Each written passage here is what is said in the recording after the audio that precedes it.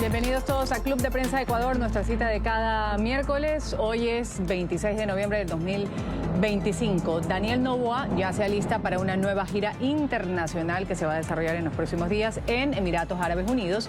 Esto según ha informado la ministra de Relaciones Exteriores, la canciller Gabriela Sommerfeld. Vamos a empezar.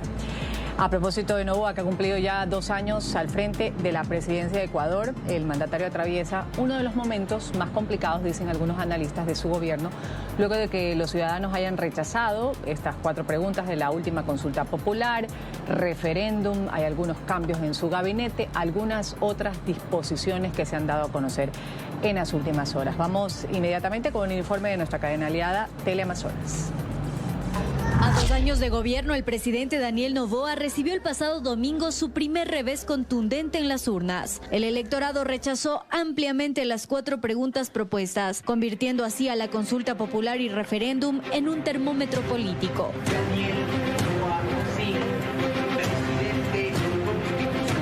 Como presidente constitucional de la República del Ecuador. Sí, juro.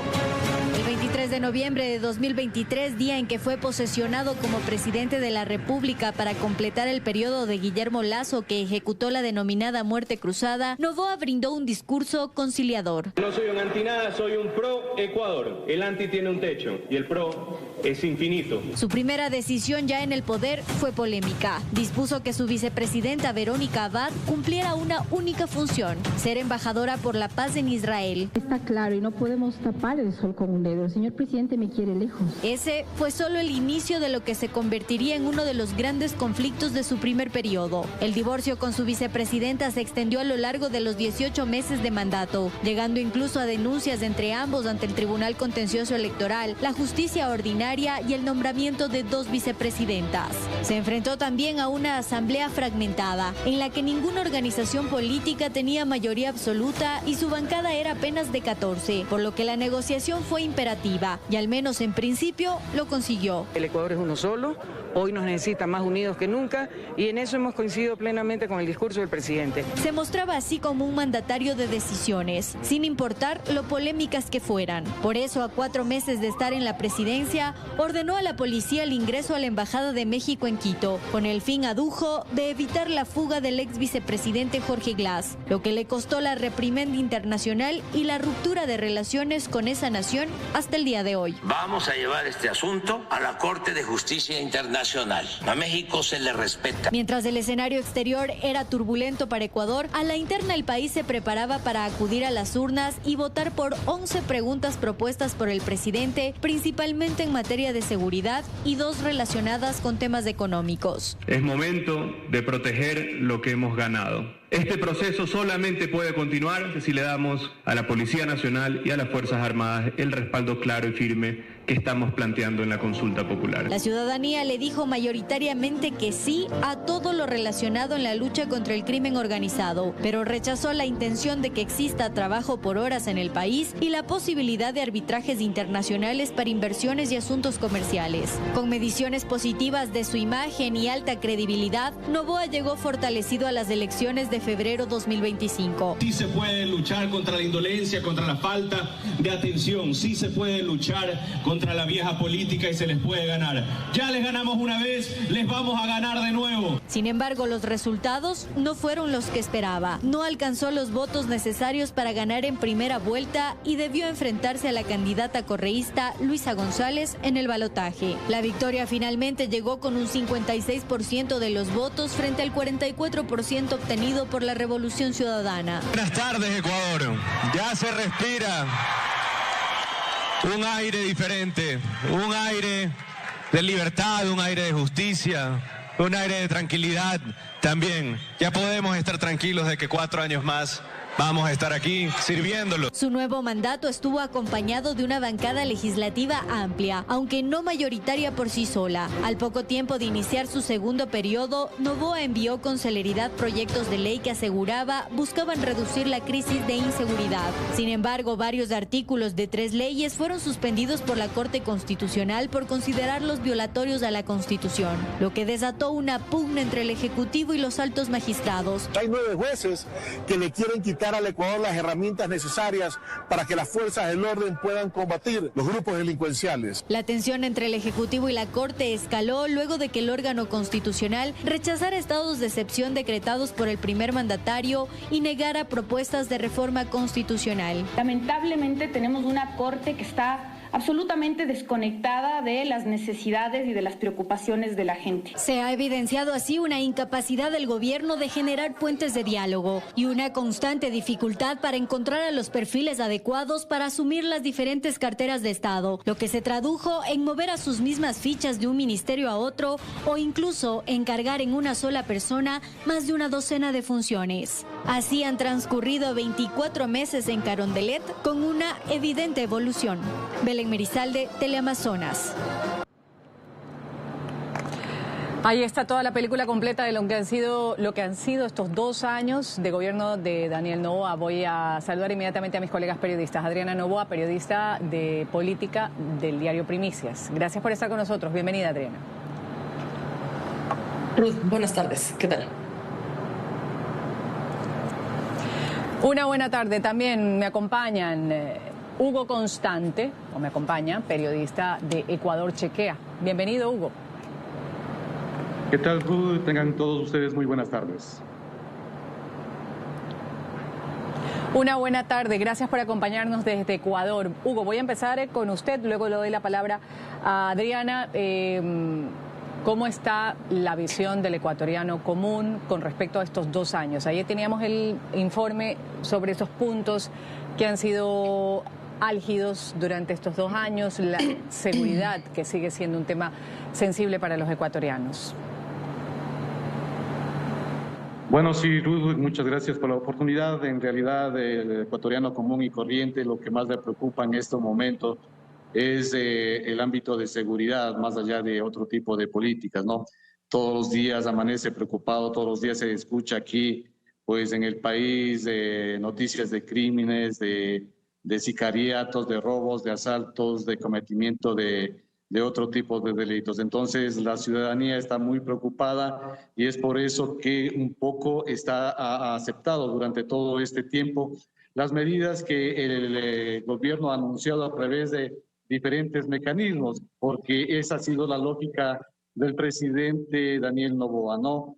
Proponer leyes, tomar medidas a nombre de la seguridad y la ciudadanía, confiando en salir de esta ola de violencia que vive el país, ha aceptado tranquilamente. Sin embargo, es una preocupación constante la que se vive en estos momentos y es la principal, diría yo, que vivimos los ecuatorianos. Adriana, quiero conocer tu criterio. Jamás nos rendiremos. Primero se rendirán las mafias, los criminales. Textualmente lo ha dicho Noboa hace pocos minutos en una posesión de la nueva cúpula militar. ¿Cuánto hay de certeza en eso? ¿Cuánto lo consideran además los ecuatorianos como una certeza de que eso va a ocurrir en algún momento? Ruth, pues como decía mi colega Hugo, en este momento la seguridad sigue siendo una de las principales preocupaciones de los ecuatorianos en general, sin importar a qué sector social o económico pertenezcan. Y creo que las promesas del gobierno de ofrecer esa seguridad, de garantizar esa seguridad, todavía están lejos de cumplirse, especialmente porque el esfuerzo de los últimos meses se había enfocado en conseguir la instalación de bases militares extranjeras, lo cual fue negado en el referendo del 16 de noviembre. Entonces ahora el Ejecutivo lo que tiene que hacer es buscar otras alternativas y otros caminos, pero de todas formas había caminos que ya se estaban abriendo de a poco y que podrían todavía concretarse, como por ejemplo los acuerdos con el Departamento de Seguridad Nacional de Estados Unidos, cuya secretaria ya nos ha visitado 2 ocasiones aquí en el país. Y eso todavía podría concretarse porque no serían instalaciones militares, serían instalaciones con otro tipo de funcionarios de seguridad y otros objetivos, pero no militares. Entonces eso no está prohibido en la Constitución. De todas formas, sigue siendo un camino largo y hay que esperar a que el Ejecutivo nos demuestre con acciones cuál es la estrategia y cuál es el plan a seguir, porque hasta ahora eso ha sido un poco no ha estado del todo claro. Ya recordamos lo que pasó con el Plan Fénix, nunca se supieron los detalles, aunque sean los detalles generales, de hacia dónde iba esa estrategia de seguridad, y pues ahora estamos todavía con una ola de violencia que no se puede contener y que sigue creciendo, lamentablemente. Hugo, ustedes que son de Ecuador, Chequea, un medio de comunicación dedicado a la cobertura noticiosa, al periodismo de largo aliento y también la verificación de datos. Se hablaba de una situación muy positiva cuando tuvimos en su momento la visita de Marco Rubio de Estados Unidos, de Kristi Noem, la secretaria de Seguridad de Donald Trump. Mucho se comentaba, incluso analistas, este acercamiento con Estados Unidos que está llevando a cabo una lucha contra el narcotráfico en aguas del Caribe ahora mismo. Decían, puede ser algo muy positivo para el Ecuador. ¿Cuánto de esto se está viendo en resultados reales después de estas dos visitas y de esta relación entre Ecuador y Estados Unidos, particularmente entre los gobiernos, que se habla de un combate conjunto al narcoterrorismo incluso? En realidad, los resultados, los efectos prácticos de estas dos visitas son pocas o no están a las vistas o son de largo aliento. A pesar de estos compromisos logrados entre funcionarios, pues prácticamente la inseguridad, como había manifestado, sigue siendo un problema latente aquí en el país. No se han notado avances, no hay, a pesar también de que, por ejemplo, las autoridades acá en Ecuador, el Ministerio del Interior habla de operativos permanentes, de que han capturado a los principales líderes de las bandas delincuenciales, de que han decomisado drogas. Sin embargo, la seguridad como tal, la seguridad para el país, la seguridad para el ciudadano, que vea una perspectiva de que en verdad estamos dando un paso hacia adelante para lograr la tan anhelada paz, pues no se han concretado, no ha habido condicionamientos para que venga algún tipo de apoyo. Entonces la situación está cada vez más incontrolable aquí en el país.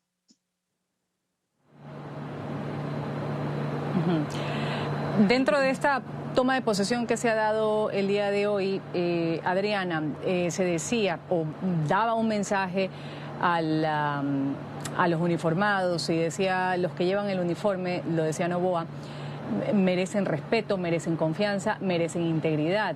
No vamos a tolerar que unos pocos manchen el esfuerzo de miles que se juegan la vida todos los días. Hablando directamente a quienes tienen la labor de mantener esa seguridad dentro del país, ¿cómo está la situación de los roles que tienen las Fuerzas Armadas, la cúpula militar, la Policía Nacional? Después vamos a hablar también en el tercer bloque sobre estos nuevos operarios de las cárceles, que ahora pues va a ser distinto a cómo ha funcionado hasta ahora. Pero centrémonos en cúpula militar, en policía. Pues el discurso del gobierno y las acciones del gobierno sí se han inclinado mucho en respaldar a las fuerzas públicas, tanto militares como policías. Lo hemos visto incluso en proyectos de ley y en acciones mismas del presidente, que ha ofrecido defender a todos los policías que tengan algún tipo de problema o contratiempo legal como desenlace de su ejercicio de funciones, especialmente hablando del tema del uso de la fuerza, que ha sido también un tema muy polémico aquí en el país. Pero de cierta manera hay algunos problemas debido a que, como tú lo mencionabas, los militares y los policías han tenido que asumir más roles, especialmente desde que se declaró la existencia de un conflicto armado interno, y los militares han ido subiendo su participación en las acciones de seguridad interna del país. Como tú mencionabas del tema de las cárceles, también están, por ejemplo, algunos de ellos ocupándose de algunas empresas públicas, han estado peleando, por ejemplo, contra el tema de la corrupción. Entonces, incluso en el último paro nacional que se concentró en el norte del país, hubo muchísima presencia de militares, y lo que se podía notar al ver a las tropas especialmente era mucho cansancio porque están supliendo roles que antes no eran de ellos, y están también otorgando mucho tiempo a la ejecución de distintas tareas. Entonces, pues habrá que ver en realidad cómo van los ánimos y, como tú mencionabas, el tema de los altos mandos de las Fuerzas Armadas y de la Policía, cómo se vive esto hacia adentro en las filas de las fuerzas públicas. ¿Cómo vamos con el asunto de penitenciarías? Hace poco se inauguró la cárcel del Encuentro, que vamos a tratarlo ya en el próximo bloque, pero el hecho de lo que sucedió últimamente en Machala, esa matanza, Hugo, en el tema penitenciario, ¿cómo se ha desarrollado? ¿Ha habido una mejoría? ¿Todo sigue igual? Del último periodo, por ejemplo, que fue antes de la muerte cruzada del presidente Lasso, anteriormente Lenín Moreno, y así podríamos ir dando pasos hacia atrás. Pero para un entendimiento de América Latina, la situación penitenciaria, ¿cuál es actualmente en el Ecuador? ¿Ha mejorado o no? Definitivamente la última matanza ocurrida en la cárcel de Machala demuestra que no ha mejorado la situación en el sistema penitenciario del país. De pronto puede permanecer dormido, apagado por cierto tiempo, pero sin embargo recrudecen cada vez en cuando las matanzas, ¿no? Y a propósito de la cárcel del Encuentro, pues resulta vendido por el gobierno como la solución también para combatir el hacinamiento, para combatir los motines en el sistema carcelario, pues prácticamente, y a que fueron trasladados, ¿no? Supuestamente los presos más peligrosos del país que estaban en estas cárceles, pues resulta para el común y corriente, para el ciudadano, para la prensa, incluso para las autoridades como la Defensoría del Pueblo, pues un misterio de cómo están esas condiciones, cómo se está en realidad la infraestructura. En definitiva, el sistema carcelario no ha mejorado. El sistema carcelario sigue manejándose en crisis, siguen manejándose desde adentro los capos del ámbito criminal, ordenando desde adentro lo que se tiene que hacer afuera, haciendo el cobro de coimas, de otro tipo de atentados, ordenando atentados desde las cárceles. Así es que no considero que haya en verdad un avance en cuanto a la estructura, a una reestructuración, a un verdadero sistema de rehabilitación social. Las cosas no han cambiado, las cosas simplemente han pasado durante cierto tiempo de manera dormida, callada, pero parece que las bandas delictivas siguen actuando desde el interior de las cárceles. Vamos a ir a un pequeño corte comercial. Esto es Club de Prensa Ecuador, a propósito de lo que citaba Hugo, la cárcel de El Encuentro, sitio en el que Noboa apunta, o apuntaba al menos cuando fue presentada, a replicar el modelo Bukele en El Salvador, llevar a los peligrosos delincuentes en esta estructura que todavía no está del todo terminada. Ha habido este rifirrafe con el defensor del pueblo. Ha dicho el ministro del Interior, John Reinberg, aquí no van a entrar a la cárcel del Encuentro ni a ver, ni a verificar nada. Nadie tiene que entrar, ni los medios de comunicación, para ver. Hasta ahora lo que hay es que los reos de mayor peligrosidad están en la cárcel del Encuentro y no pueden comunicarse como lo hacían en otros centros penitenciarios del país. Vamos a analizarlo a profundidad luego, más adelante, aquí en Club de Prensa Ecuador. Pausa comercial, volvemos. Seguimos en Club de Prensa de Ecuador. 5 autoridades han pasado por el Ministerio de Salud sin solucionar la crisis que existen actualmente en los hospitales públicos. La vicepresidenta de la República, María José Pinto, ahora va a dirigir temporalmente el Ministerio de Salud por encargo del presidente Noboa. Ninguno de los que han pasado por esta cartera ha podido encontrar una solución para los principales problemas que tiene el sistema de salud. Hablando de atención, de desabastecimiento de medicinas, equipos dañados, recorte presupuestario y denuncias de corrupción. 23 de noviembre de 2023, Daniel Noboa nombró a Lujano Franklin Encalada, médico y cirujano oncólogo, como ministro de Salud. Él debía entonces solucionar la falta de medicinas, insumos y el retraso en el pago a especialistas. 7 meses después, Encalada renunció al cargo. Luego de 4 días, el médico internista y cirujano Manuel Naranjo Pacimiño fue nombrado ministro de Salud. La disposición, la misma que Encalada, solucionar la crisis hospitalaria que seguía creciendo. Pasaron 7 meses y salió del cargo. El tercero en ocupar el cargo de ministro de Noboa fue Edgar Lama, abogado de profesión. Él asumió la cartera de Estado en febrero de 2025. Manejó un presupuesto de más de $100 millones para la repotenciación de varias casas de salud y compra de medicinas. Sin embargo, las quejas de pacientes por la falta de medicamentos no cesaron. 3 meses después, Lama salió del ministerio y entró el médico Bernardo Sánchez, quien estuvo apenas 37 días en el puesto. Entre las acciones tomadas durante el mes que duró su gestión está la desvinculación de funcionarios de hospitales públicos por casos de corrupción. 13 días después de la renuncia de Sánchez llega Jimmy Martin, el quinto ministro de Salud de Daniel Noboa. Inició su gestión entre el fallecimiento de neonatos, la escasez de medicamentos y la posesión de gerentes navales en 3 hospitales de Guayaquil, azotados por casos de corrupción. Ante la emergencia, se activó el 18 de agosto el Comité Nacional de Salud, presidido entonces por el ministro de Salud, la vicepresidenta, la secretaria general de la Administración Pública y Gabinete de la Presidencia y el presidente del Consejo del IES, quienes un mes después declararon la emergencia en salud para comprar medicinas. La actual ministra de Salud encargada, María José Pinto, quien lideraba el Comité de Salud, solicitó ahora un análisis situacional de los hospitales del país. ¿A qué se debe esto, Adriana? ¿Por qué no se logra una solución con al menos uno de los temas que están pendientes, no de este periodo, de periodos anteriores? ¿Qué es lo que está pasando en el sistema de salud que es tan difícil?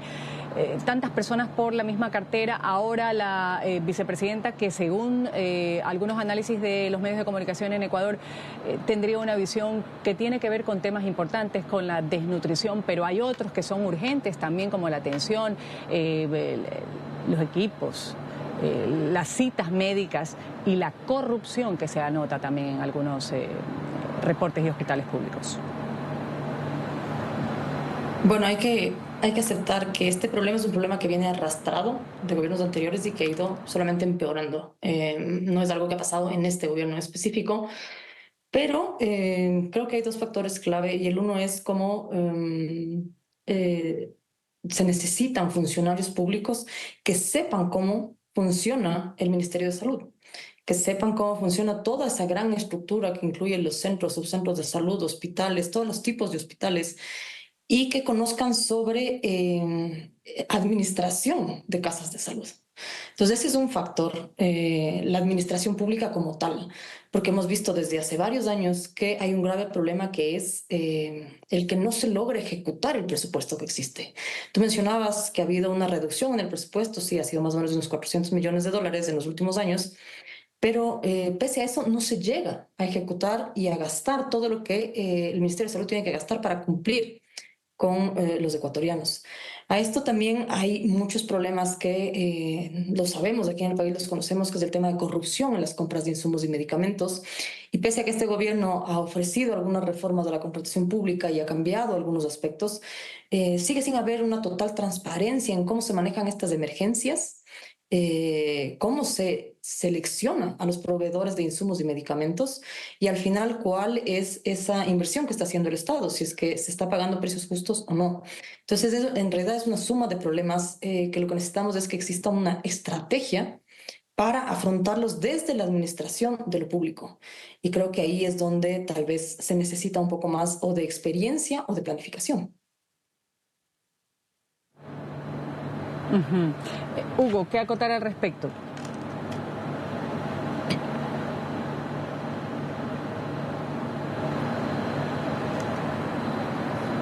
Muchos millones de dólares están en juego alrededor del sistema de salud, al sistema hospitalario, ¿no? Y eso es un factor que incide en la crisis del sistema de salud ecuatoriano, ¿no? Hay muchos contratos que no están claros cómo se los realiza, hay compras de medicinas que de medicamentos cuyos procesos no se estipulan precisamente cada una de las etapas, cómo deben iniciar y concluir. Muchos oferentes, este sistema de derivación del hospital del IES a clínicas privadas, entonces como que da caldo de cultivo para muchos intereses, no solamente intereses de personas privadas, sino incluso intereses políticos para manejar el sistema. Y ahí esta falta de control y esta falta de claridad por parte del gobierno para transparentar su acción a través, por ejemplo, de fiscalización. En la En la Asamblea no avanza la fiscalización del sistema de salud, del sistema de compras, porque hay una disputa entre el correísmo que maneja una comisión y el oficialismo que maneja otra, y al final de cuentas, pues ninguna de las dos termina fiscalizando. Y si lo hacen, pues el correísmo es poniendo todo en contra de lo que podría estar haciéndose y el oficialismo defendiendo todo lo que se ha hecho sin que existan verdaderos resultados. Claro, y eso es lamentable, en realidad, que eso pase por una discusión de la Asamblea Nacional, que se vuelva el tema político cuando la falta de medicamentos en el Ecuador, Adriana, es los hospitales públicos. Sucede, no en uno, en varios. Medicamentos para enfermedades crónicas, raras, oncológicas. Los pacientes deben salir a farmacias a comprar sus propias medicinas, a comprar, cuando son tratamientos sumamente costosos. Servicios de diálisis también se habla. Todo esto genera este debate incesante sobre la salud pública. ¿Cómo se debe llegar a la conciencia de que esto no es político, no debería al menos ser tratado como algo político, sino como algo urgente? Creo que eso ha sido igualmente un problema que ha venido de gobierno en gobierno, puesto a que los servicios y la atención pública se miran como generadores de capital político. Entonces, evidentemente, una vez que hay cambios de gobierno, hay procesos que deberían seguir. Hay procesos que deberían ser estatales y seguir. Por ejemplo, en el gobierno anterior del señor Lasso se iniciaron algunos cambios en el tema de contratación pública referente a hospitales, referente a salud. Ese proceso quedó más o menos ahí truncado, no se supo en qué terminó. También lanzaron el proyecto de las farmacias externas. Las farmacias externas para que la gente pueda ir a otras farmacias que no sean solamente las de las casas de salud públicas y obtener sus medicamentos y hacer un cruce de eso con el Estado. Pero ese proyecto también quedó ahí truncado, nunca supimos en qué terminó. Y claro, llega un nuevo gobierno y una vez más hace sus promesas, ofrece sus proyectos y todo lo que el gobierno anterior hizo probablemente quedó a medias y también eso implica una pérdida de recursos y de tiempo. Cuando, como tú dices, esto debería ser algo que va más allá de lo político. Esto es un tema de servicios ciudadanos que los ecuatorianos estamos pagando con nuestros impuestos y con nuestras actividades dentro del país. Entonces, por lo tanto, son derechos que deberíamos tener garantizados. ¿Cómo ves podría ser la actuación, Adriana, antes de irme al corte comercial, de la vicepresidenta?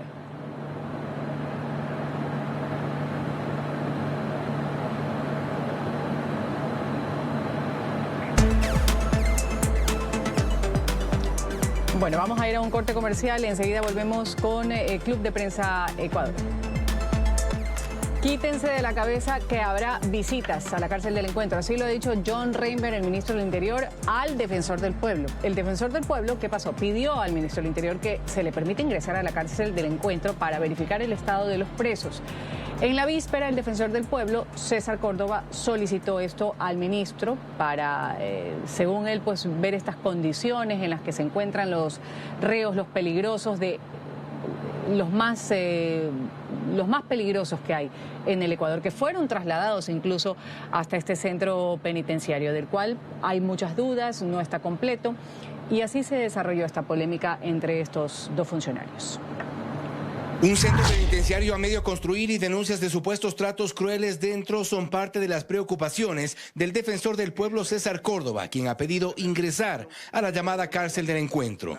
Córdoba quiere verificarlo in situ. Solicitamos ya al señor ministro del Interior para poder realizar visitas in situ a la cárcel a fin de determinar cuáles son las condiciones reales que se encuentran, cómo está el economato, cómo está la alimentación de los contratos para alimentación, vamos a ver dotación de agua potable, etcétera. Situaciones propias de los centros de rehabilitación que tienen que estar funcionando. No obstante, el ministro del Interior, John Reinberg, se adelantó a una negativa para quienes pretendan visitar este centro.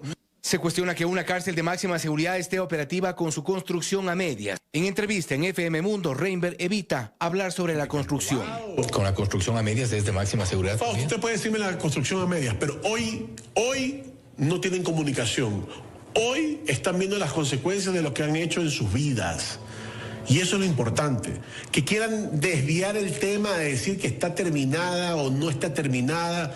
Ellos hoy están pagando y hoy no tienen comunicación, hoy no pueden dirigir las estructuras criminales que venían dirigiendo desde las otras cárceles. Se les acabó. Pero en lo que se advierte podría terminar en una pugna, el defensor del pueblo asegura que su visita a la cárcel del Encuentro se enmarca en denuncias sobre tratos crueles e inhumanos. Por un pedido también de un asambleísta que nos ha solicitado la información, y adicionalmente el subcomité contra la tortura de las Naciones Unidas tenemos que presentar un informe correspondiente. Sin embargo, Reinberg dice que nadie va a llegar al lugar, que ni siquiera habrá inauguración de este centro, que aún no se sabe cuándo esté adecuado en su totalidad. Alguien quería ir a la cárcel del Encuentro a revisar, a ver. El defensor del pueblo. Bueno, no solamente él, hubieron otros también. Él también dijo. No, yo sé, y hubieron otros también. Es una cárcel de máxima seguridad. No va a haber medios de comunicación haciendo tours para que muestren lo que tenemos allá.